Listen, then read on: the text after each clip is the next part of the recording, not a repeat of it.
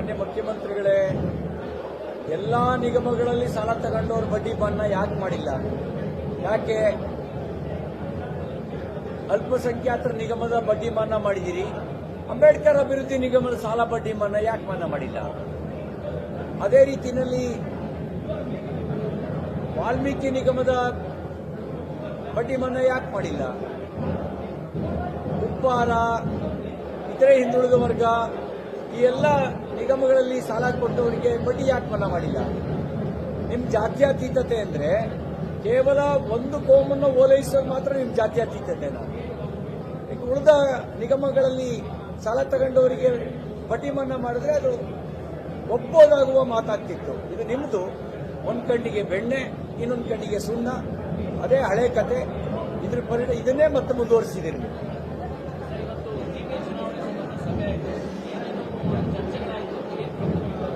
ಐದು ಕಾರ್ಪೊರೇಷನ್ ನಾವು ಗೆಲ್ತೀವಿ.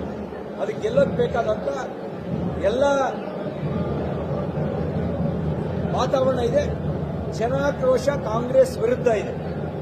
ಬೆಂಗಳೂರಿನ ಜನ ಬೇಸತ್ತಿದ್ದಾರೆ. ಬೆಂಗಳೂರಿಗೆ ನೀವೇನ್ ಮಾಡಿದಿರಿ ಅಂತ ಕೇಳಿದ್ರೆ ಇವ್ರು ಹೇಳಕ್ಕೇನೂ ಇಲ್ಲ. ಪ್ಲಾನ್ ಸ್ಯಾಂಕ್ಷನ್ಗೆ ಅಡಿಗೆ 100 ರೂಪಾಯಿ ಲಂಚ ತಗೋತೀವಿ ಅಂತ ಇವ್ರು ಹೇಳ್ಕೊಳಕ್ಕಾಗತ್ತಾ? OCCC ಕೊಡೋದಕ್ಕೆ ಸತಾಯಿಸ್ತಿದೀವಿ ಅಂತಂದ್ರೆ ಓಟ್ ಬರುತ್ತಾ? ಗುಂಡಿನಲ್ಲಿ 100 ಜನನ ಸಾಯಿಸಿದೀವಿ ಅಂತ ಹೇಳಿ ಯಾವ ಮುಖ ಇಟ್ಕೊಂಡು ಹೇಳ್ತಾರೆ? ಇದನ್ನ ಡ್ರಗ್ ಸಿಟಿಯಾಗಿ ಪರಿವರ್ತನೆ ಮಾಡಿದೀವಿ ಅಂತಂದ್ರೆ ಮುಖಕ್ಕೆ ಮುಂಗಾರ್ತಿ ಎತ್ತಾರೆ. ಬಾಂಗ್ಲಾದೇಶದವ್ರನ್ನ ತಗೊಂಡು ಬಂದು ಇಲ್ಲಿ ಕೂರಿಸ್ತಾ ಇದ್ದೀವಿ ಅಂತ ಹೇಳಿದ್ರೆ ಬೆಂಗಳೂರು ಜನ ಅವರು ಬೇರೆ ರೀತಿಯಲ್ಲೇ ಆಲೋಚನೆ ಮಾಡ್ತಾರೆ.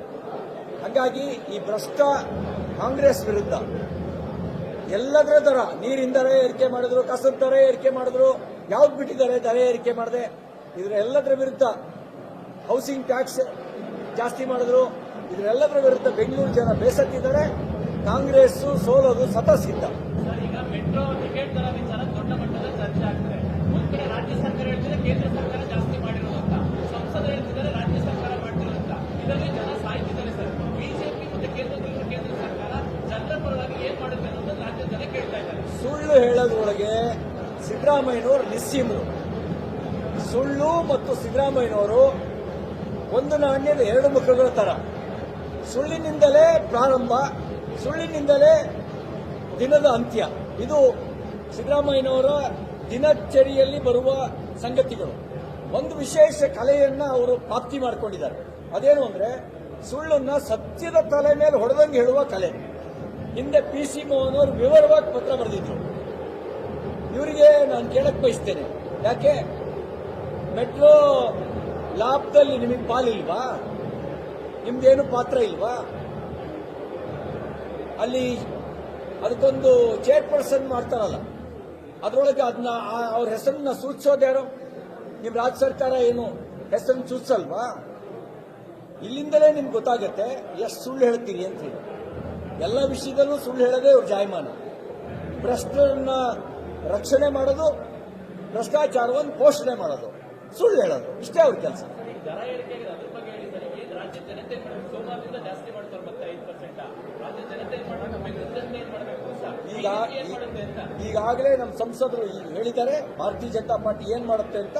ನಾವು ಮೆಟ್ರೋ ದರ ಏರಿಕೆ ವಿರುದ್ಧ ಹೋರಾಟ ಮಾಡ್ತೀವಿ.